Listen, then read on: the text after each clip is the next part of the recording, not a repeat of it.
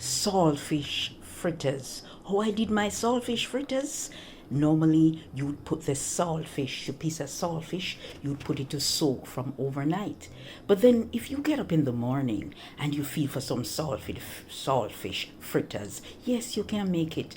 Put the piece of saltfish into a pot with water and put it on the fire. Let it boil for about 3 minutes. And when it boils for 3 minutes, then you take it off and you pour the water out. Pour the water off, out of the pot. Yes, you throw the water off. And then you get some more water and you put it in it and you put it on the fire and you let it boil for another 3 minutes. What we're doing, we're trying to get out some of the salt out of it. We can't get all the salt, but some of the salt out of it. So by boiling it, we boil out some of the salt. So we put it on, let it boil for about 3 minutes, another 3 minutes, and then we pour the water off. Yes, we throw the water off. Then we get some cold water and then we put on it. And then we take our knife, on the back of the fish, you want to scrape it off. They have some things on it, just like a you'd scale fish. Well, this not a scale of such, but you're gonna take the knife and scrape it off. Then at the same time, you're gonna take out the bones. Yeah, there are bones in there. Yes, you're gonna debone it. Take out all those little bones.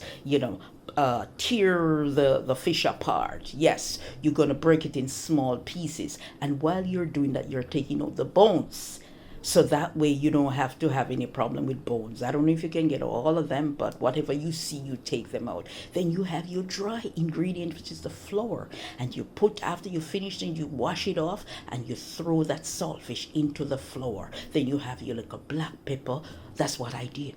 I put black pepper. I put a little piece, cut up some little bell pepper. I even cut up the hot pepper in it too. That Scotch bonnet. I like the taste. I cut that up, put my piece of onion in it, and just a little toops of baking powder. Why I don't like a lot of baking powder? A matter of fact, sometimes I don't put baking powder in my fritters, because for me, when you put baking powder in the fritters, it absorbs the oil, and I don't want it to be oily. So what I did, I put a little toops of baking powder in it, and then I get the water, and then I mix. Yes, you don't want it too soft, too soggy. You want it soft, but not watery, like, because you're mixing up, because you're going to make fritters there.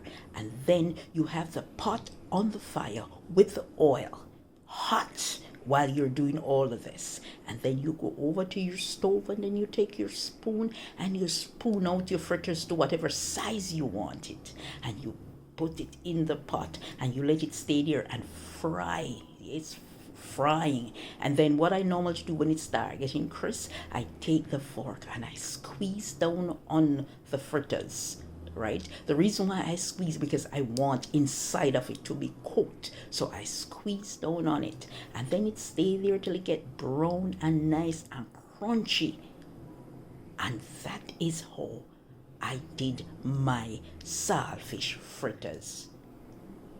Will you try it? Please try it and tell me how it is.